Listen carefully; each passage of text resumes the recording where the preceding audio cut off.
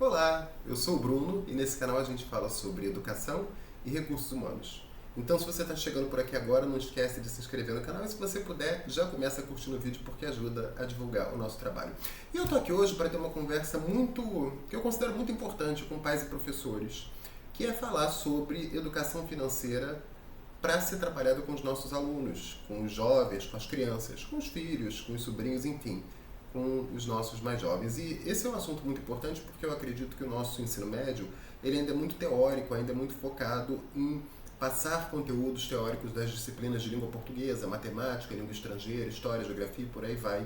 E a gente acaba trabalhando pouco questões práticas da vida real. Não estou fazendo exatamente uma crítica ao trabalho feito com os conteúdos das disciplinas básicas que são ministradas no ensino fundamental e no ensino médio. Não é esse o objetivo do vídeo.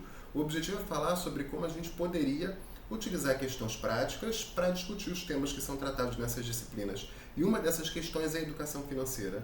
E o meu objetivo aqui é trazer um pouco de atividades que podem ser realizadas com crianças e jovens para se discutir o tema da educação financeira, e no final também vou indicar alguns livros de acordo com a faixa etária.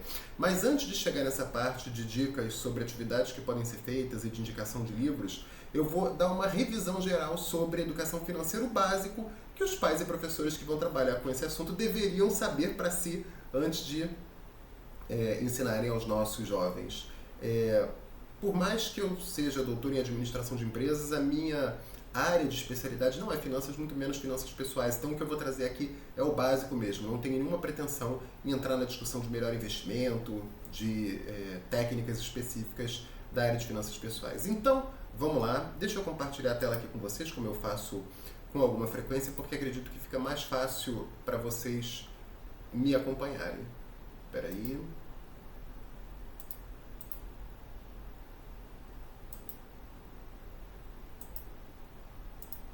Só um segundinho. Deixa eu colocar o óculos para ver se me facilita.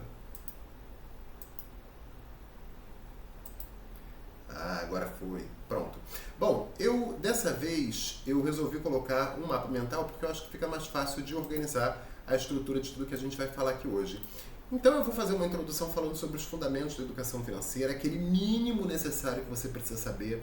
Depois vou falar de planejamento financeiro, controle de gastos, poupança e investimentos, dívidas e crédito, planejamento de futuro, ferramentas e hábitos que devem ser adotados na educação financeira para trazer algumas atividades a serem utilizadas com crianças e jovens e, por fim, trazer a indicação de alguns livros que eu considero bastante interessantes, livros para trabalharem com jovens e com crianças, não exatamente livros para os pais e professores que querem conhecer mais sobre educação financeira.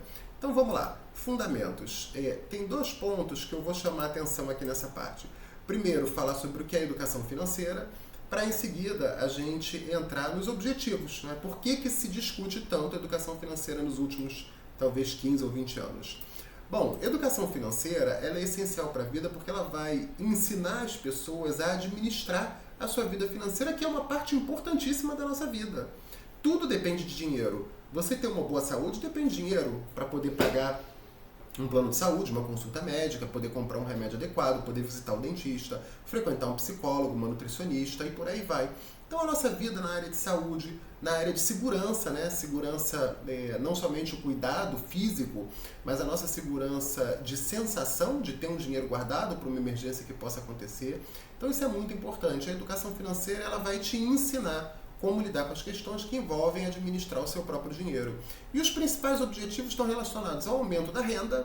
Não adianta a gente querer discutir educação financeira com uma pessoa que ganha um salário mínimo e precisa sustentar ele, a esposa e um filho. Não há educação financeira que resolva esse desafio. Então, um ponto principal é a necessidade de a gente entender qual é a renda que a gente precisa e buscar essa renda. A gente vai falar como objetivo da educação financeira a construção de patrimônio, como é que eu faço para organizar os meus investimentos e o meu esforço de forma a construir um patrimônio que me possibilite ter uma vida melhor, não é? Não é só ter o patrimônio por ter, mas ter um carro que me permita trafegar pela minha cidade com mais conforto, ter uma casa, um apartamento que me permita viver com mais conforto, ter um dinheiro guardado que me permita fazer uma viagem, presentear uma pessoa que eu amo. Então, a construção de patrimônio passa por tudo isso. O controle de gastos, e a gente vive num momento no qual as questões de marketing, de publicidade são muito fortes e acabam fazendo parecer que os nossos desejos são necessidades e a gente acaba consumindo de uma forma impressionante. Aqui abrindo um parênteses, eu acompanho muitos vídeos no YouTube e às vezes eu vejo algumas blogueiras que todo vídeo, e elas postam 2 vezes por semana, elas estão mostrando comprinhas que chegaram de roupas, de suplementos. Isso é um pouco preocupante, porque quando a gente assiste esses vídeos, parece que a gente precisa comprar roupas novas toda semana. Parece que a gente precisa consumir novos suplementos toda semana. E isso, obviamente, não é verdade. Então, o controle de gastos é um aspecto importante da educação financeira. E a busca pela independência financeira. E aqui, eu não estou falando da busca da independência financeira que é apresentada pelos grandes gurus que a gente acompanha nas redes sociais. Independência financeira, para mim, é entender a minha situação, os meus gastos e como é que eu posso construir um patrimônio que me permita, numa situação de emergência, viver desse patrimônio. Não estou falando aqui em ter R$1 milhão guardado, em me tornar milionário, em me aposentar aos 40 anos de idade. Não é sobre isso. Para esse assunto existem os gurus. Eu sou um professor, um educador. Meu objetivo aqui é trazer questões que contribuem para uma vida mais sadia, mais tranquila. Então, independência financeira eu trato como a condição que você tem de uma situação emergencial poder custear as suas necessidades e as necessidades das pessoas que você ama. Bom, falamos do fundamento, então vamos entrar num ponto que eu considero muito importante, que é planejamento financeiro. Quando a gente fala de educação financeira, a gente está necessariamente abordando o tema do planejamento, da antecipação daquilo que vai acontecer na nossa área financeira. E planejamento financeiro eu trouxe separado em 2 grandes blocos, né? O bloco do orçamento e o bloco das metas financeiras. Quando a gente fala de orçamento, a gente está falando essencialmente de 3 aspectos. Primeiro, controle de entradas, quanto entra de receita na minha vida. E aí, um ponto importante é sempre buscar ter mais de uma renda. Eu sei que é difícil, que falar muitas vezes é fácil, mas é muito importante que a gente tenha mais de uma renda, ainda que a segunda renda, a terceira renda, elas sejam bem menores do que a primeira. E por que é importante? Primeiro, se você perde uma dessas rendas, vamos supor que você é um empregado, um professor de uma escola particular, né? Um empregado dessa escola, claro. E essa escola, por algum motivo, opta por encerrar o contrato de alguns professores, seja por restrição orçamentária, seja porque ela quer renovar seus quadros, você perde esse primeiro emprego. Se você tem uma segunda renda, ainda que uma renda menor, isso te dá um pouco de tranquilidade porque você consegue ter alguma coisa entrando ali nos próximos meses. Esse é o primeiro motivo. O segundo motivo de ter mais de uma renda é que quando você tem uma segunda, uma terceira, isso te permite ter um espaço maior no seu orçamento para conseguir investir ou guardar algum dinheiro. E a gente vai falar sobre investimento e guardar dinheiro mais para frente. Então, orçamento, primeiro ponto. Controle das entradas. Isso pode ser feito num aplicativo, pode ser feito numa planilha Excel, pode ser feito até numa folha de caderno. Eu gosto de usar uma planilha de Excel, a gente vai falar disso mais para frente. O segundo ponto do orçamento é controlar as despesas fixas e variáveis. O que você tem de despesa? E aqui eu estou falando para um adulto, para um professor, para um pai. Você tem aluguel, condomínio, luz, gás, telefone, despesas fixas e despesas variáveis, aquelas que vão alterando durante o mês, e você tem que ter controle. E observe, ter controle do que entra e do que sai já é um primeiro passo, porque muita gente vive olhando isso ali no dia a dia, sem ter isso planejado. E por fim, quando você tem o seu controle de receitas, o seu controle de despesas, você consegue montar um fluxo de caixa, ou seja, como é que funciona mês a mês a minha situação financeira, né? Como é que entra o dinheiro, como é que sai? Porque às vezes você tem entradas que não acontecem mensalmente, assim como saídas que não acontecem mensalmente. Quer ver um exemplo? Impostos, IPTU, IPVA, Imposto de Renda. Todo mundo sabe que esses impostos vão chegar. Normalmente, aqui no Rio de Janeiro, onde eu moro, o IPTU é pago em fevereiro, o IPVA é pago em janeiro e o Imposto de Renda ali por março, abril, maio, né? Tem um período maior. Então todo mundo sabe que esses 3 impostos terão que ser pagos e parece que a gente é pego de surpresa quando chega. Então ter esse planejamento faz você entender o seu fluxo de capital. E aqui eu falei de despesas, isso pode acontecer com receita também. Por exemplo, eu sou autor de diversos livros e eu recebo por direitos autorais das vendas desses livros. Esses direitos autorais são pagos 2 vezes por ano, normalmente em fevereiro e julho, se eu não me engano. Mas veja, é uma receita que acontece de forma esporádica, então eu preciso ter na planilha esse fluxo de caixa, entende? E um outro aspecto importante do planejamento financeiro são as metas financeiras, o que eu quero, né? Quando eu falo de metas financeiras, eu posso ter metas para curto, médio e longo prazo. Curto, médio e longo prazo é quanto tempo? Depende da sua idade, né? Quando a gente fala com uma criança, o curto prazo dela é amanhã. Quando a gente fala com um jovem de, por exemplo, 18, 20 anos, o curto prazo dele pode ser de 3 anos, 4 anos. Quando a gente fala com uma pessoa mais idosa, de 85 anos, o curto prazo dela é de um mês. Então isso vai variar muito. Mas eu vou dar o meu exemplo, eu que estou com 44 anos de idade. Para mim, o meu curto prazo varia em torno de 1 a 2 anos, o meu médio prazo de 2 a 5, 6 anos, e o meu longo prazo acima de 6, 7 anos, né? Às vezes mais de 10 anos. Então ter essas metas estabelecidas é importante porque tem coisas que em curto prazo você consegue planejar com mais facilidade. Por exemplo, eu quero trocar de tênis, eu quero comprar um tênis bacana. Isso é uma meta de médio prazo, em um ano eu consigo. Ou não, eu quero trocar de carro. De repente trocar de carro para você é uma meta de médio prazo, você consegue fazer em 4, 5 anos. Ou eu quero construir e acumular um patrimônio de tal forma que eu não precise trabalhar e viva só dos rendimentos desse meu patrimônio. Isso pode ser um projeto de longo prazo, levar 20 anos para ser feito, 25 anos. Então é preciso estabelecer essas metas por prazo. E as metas têm que seguir a dica do SMART. Né? SMART é a sigla em inglês para específica, mensurável, alcançável, relevante e temporal. Então estabelecer metas de forma clara. Depois de falar do planejamento financeiro, é necessário que a gente fale sobre controle de gastos. E aí, eu já dei algum spoiler nesse sentido. Primeiro, diferenciar o que é necessidade do que é desejo.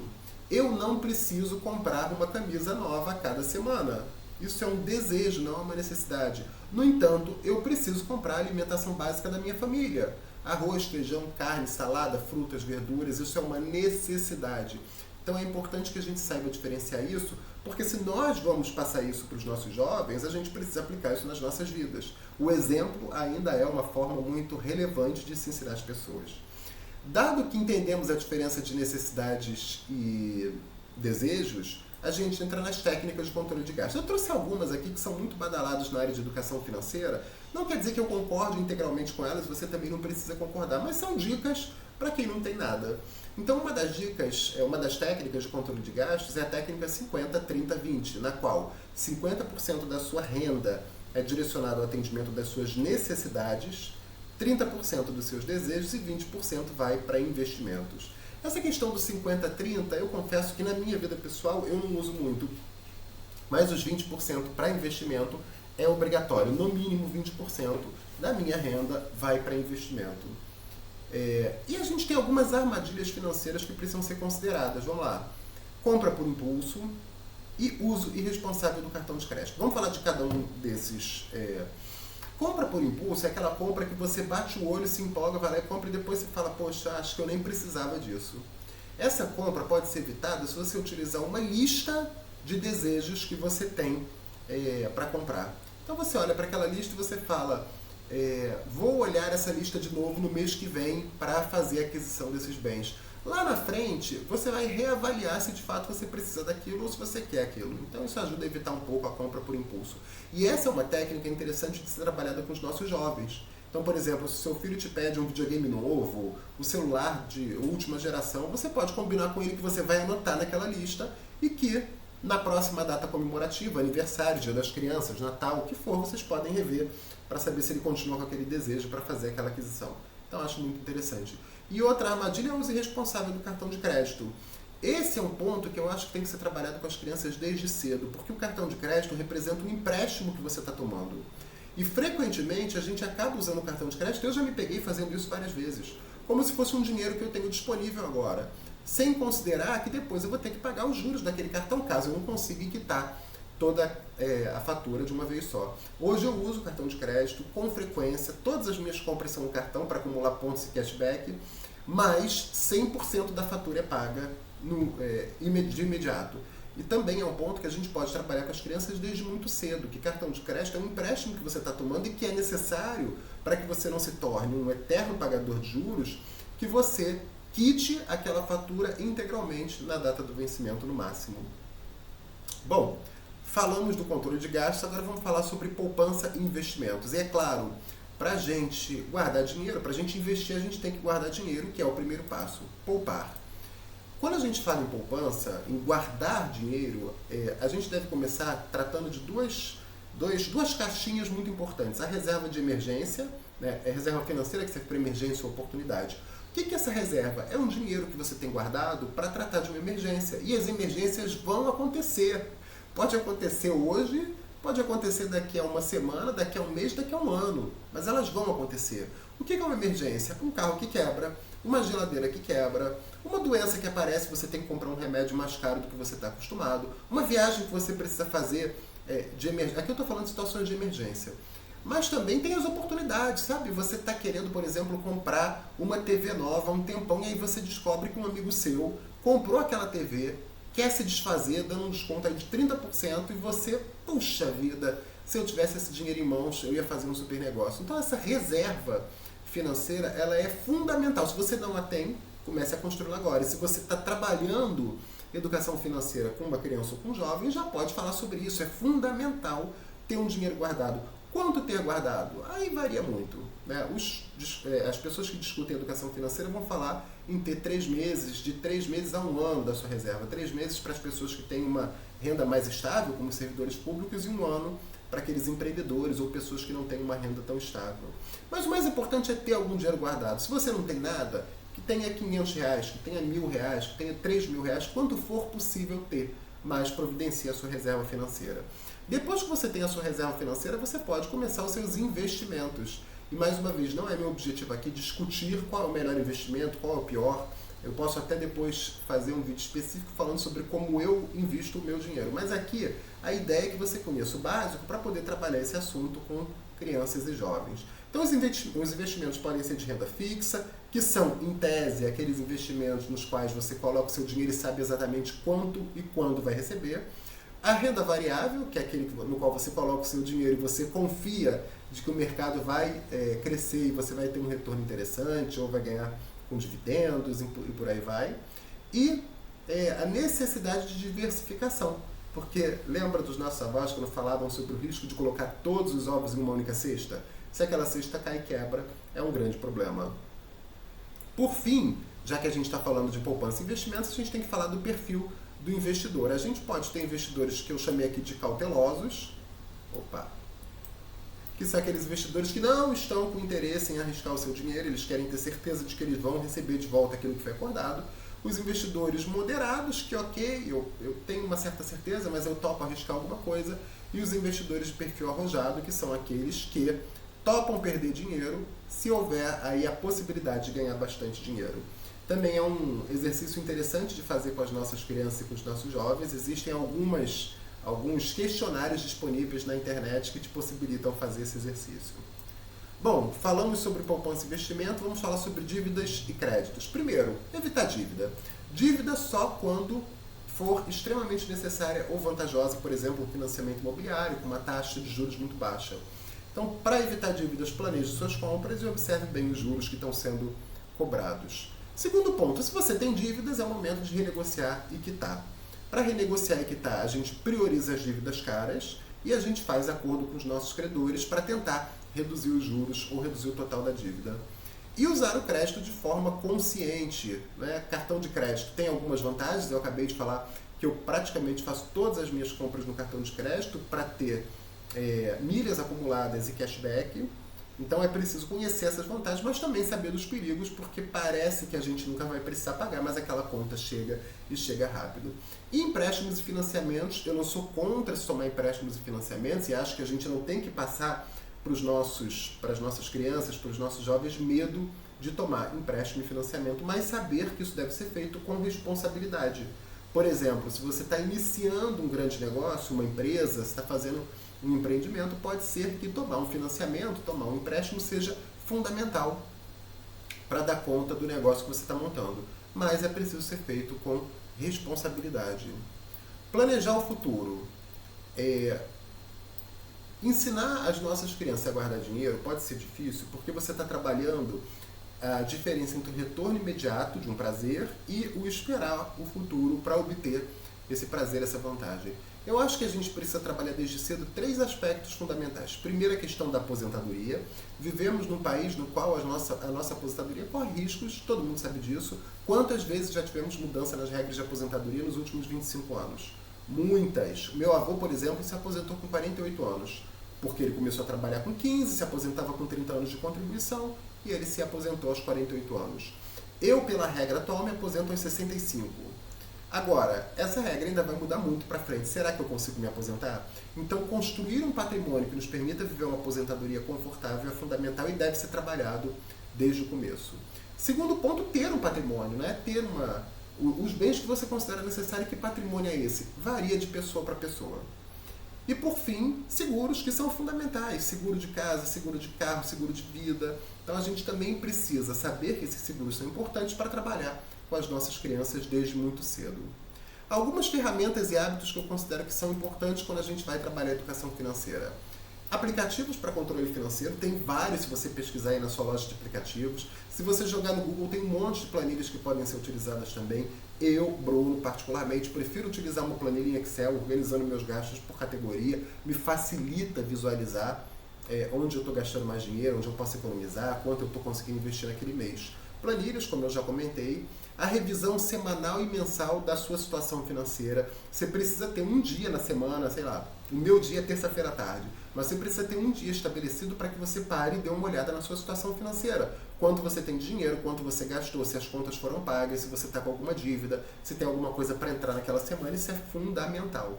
E a revisão mensal, eu pago todas as contas mensais, porque eu recebo o meu salário mensalmente, meus salários. Trabalho como gestor de RH numa instituição pública, trabalho como professor numa universidade privada. Então eu paro ali uma vez por mês, no meu caso, no dia 2 de cada mês, ou no segundo dia útil de cada mês, para poder fazer os pagamentos, fazer a contabilidade, por aí vai. Mas cada um faz na data que julgar mais adequada. E o estudo sobre o tema, também é importante que você, de tempos em tempos, assista um curso online, leia um livro, veja um vídeo, enfim, faça alguma coisa para conhecer melhor a área de educação financeira. Bom, algumas atividades que eu considero interessantes de se fazer com os jovens. Aqui eu separei por faixa etária, porque é claro que existem atividades que eu posso fazer com um adolescente de 15 anos e não tem como fazer com uma criança de 5. De 3 a 5 anos, você tem a possibilidade de fazer o cofrinho dos sonhos. O que é o cofrinho dos sonhos? Você vai pegar uma caixa, um pote, alguma coisa, fazer como se fosse um cofrinho. No passado a gente fazia isso com um porquinho, lembra? Eu tinha um copo cofrinho guardado aqui, mas eu acho que eu não tenho mais. E nesse cofrinho você vai combinar com a criança que, olha, você quer comprar tal coisa ou você quer ganhar tal coisa? A gente vai todos os dias juntando um pouquinho de dinheiro aqui até chegar no valor tal. E quando chegar nesse valor a gente vai fazer essa aquisição. Claro que não precisa ser o valor completo. Por exemplo, se a criança quer um videogame que custa R$3.000, pode ser que você combine com ela que quando ela chegar a R$300 você completa e compra. Acho interessante. E o mercado de brincadeira, que você pode montar um mercadinho em casa, simular ali um dinheiro falso e já ir trabalhando essa questão do valor do dinheiro. Será que para comprar tal coisa, tal quantidade de dinheiro é justo ou não é justo? Então você consegue trabalhar essa questão do valor. De 6 a 9 anos, você pode trabalhar com potes para a categoria de gastos. Então você pode ter 3 potes. Dinheiro para gastar, para poupar e para doar. Então, sempre que a criança receber algum dinheiro, ela precisa separar nesses 3 potes quanto ela vai dedicar a cada um deles. Isso também vai trabalhando essa noção de economizar dinheiro, de ajudar outras pessoas e ter um controle maior do dinheiro que entra. Planejamento de compras também pode ser trabalhado com crianças nessa faixa etária, ou seja, você quer comprar um tênis, então a gente vai colocar essa meta aqui, ver o valor do tênis que você quer e começar a juntar dinheiro para chegar naquele tênis. E discutir a questão de valor e retorno, quanto eu pago e quanto eu recebo de volta. Também é uma atividade interessante. De 10 a 12 anos, eu separei 3 atividades aqui. Orçamento para um evento, então uma festa de aniversário, um dia das crianças, um Natal. Vai ter um evento? Vamos juntos discutir qual é o orçamento desse evento e começar a guardar dinheiro para ele. É a idade que a gente pode começar a pagar mesada para os nossos jovens, né? E eu sempre sugiro trabalhar com a idade vezes 5, no máximo a idade vezes 10. Então, por exemplo, uma criança de 10 anos pode ganhar de 50 a 100 reais de mesada.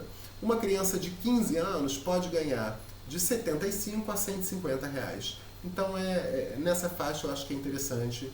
E aí você já pode também, com a mesada, começar a trabalhar a questão do poupar ou do investir para que ele tenha dinheiro para adquirir os bens que lhe interessa. E você também pode simular investimentos com a mesada. Olha, se você pegar esses 100 reais e aplicar num CDB, ou aplicar numa poupança, ou aplicar em algum outro lugar, você vai ter em 20 anos, em 30 anos, tal valor. Acho que também é uma idade adequada. De 10 a 12 anos, nós podemos trabalhar o orçamento para um evento também, como eu já comentei. Opa, desculpa, isso aqui eu já falei. De 13 a 15, comparação de preços de produtos, acho que isso é importante porque discute aquela questão de valor versus retorno.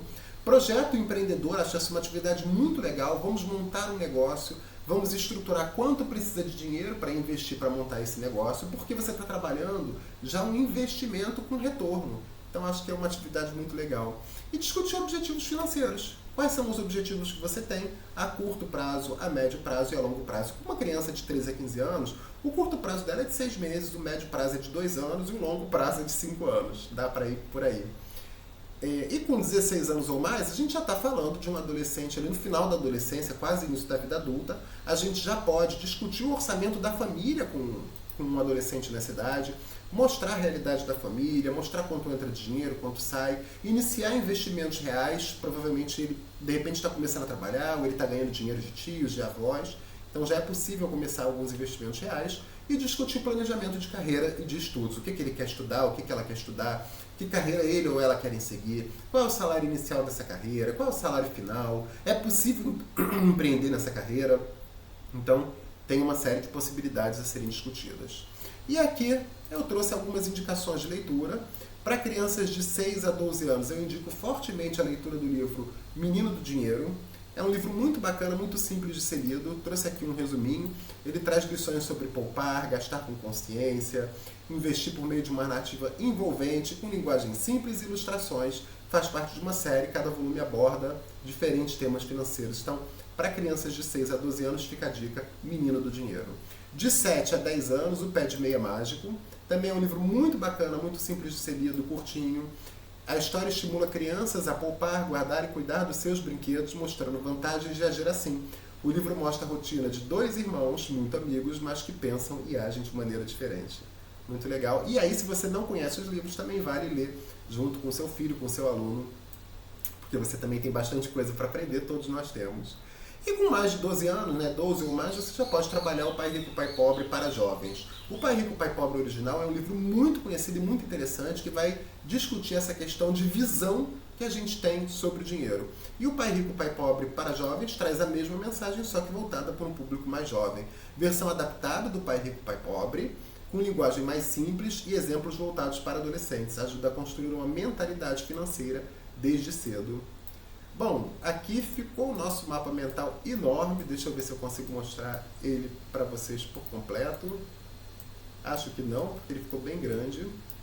Então temos assunto à beça para falar sobre educação financeira. Como eu disse, eu considero esse um assunto fundamental para que os pais discutam com seus filhos e para que os professores trabalhem na sala de aula. Veja bem, os conceitos e as teorias sobre matemática, sobre história, sobre língua portuguesa são importantes, são fundamentais, mas a gente pode utilizar esses conceitos para discutir educação financeira e, de repente, ajudar esse jovem ou essa criança a construir uma vida mais tranquila. Quanta gente nós conhecemos com a vida toda enrolada, com empréstimos mal planejados, com má administração dos seus recursos. Quanta gente a gente vê com um salário muito baixo tentando poupar, num momento em que, na verdade, ela devia estar se preocupando em conseguir novas fontes de renda, ou em conseguir aumentar a sua renda. Então, a educação financeira é fundamental para que a gente tenha uma vida tranquila e feliz. Eu espero, do fundo do coração, que esse vídeo tenha te ajudado, te trazido algumas ideias para trabalhar esse tema com seus filhos, com seus alunos. Se você tem alguma dúvida, posta aqui embaixo que eu vou responder. Ou se você tem a sugestão de assuntos que eu possa trazer aqui para discutir com vocês sobre educação ou sobre recursos humanos, também posta aqui embaixo, que eu estou super disponível para gravar novos vídeos, tá bom? Muito obrigado, um grande abraço e a gente se vê no próximo. Tchau, tchau.